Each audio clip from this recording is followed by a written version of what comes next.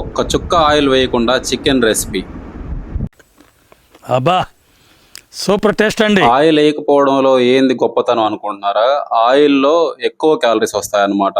Weight loss జర్నీలో ఉన్న వాళ్ళు ఫుడ్ క్వాంటిటీస్ అంతా కరెక్ట్ గా చూసుకుంటారు, కానీ ఆయిల్ విషయంకి వచ్చేసరికి తెలియకుండా ఎక్కువ వాడేస్తా ఉంటారు.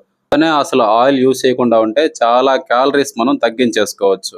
ఇంకో పెద్ద తప్పు ఏం చేస్తారంటే, ప్రోటీన్ ఫుడ్ తినమన్నాం కదా అని ప్రోటీన్ ఫుడ్ మాత్రమే తింటారు, కానీ దాంట్లో కావలసిన ఫైబర్స్ ని సరిగా తీసుకోరు. కాబట్టి మనం చికెన్ రెసిపీ చేసుకునేటప్పుడే దాంట్లో కావలసిన వెజిటబుల్స్ మహా అంటే ఒక 2 to 3 టైప్స్ ఆఫ్ వెజిటబుల్స్ సరిపోతాయి.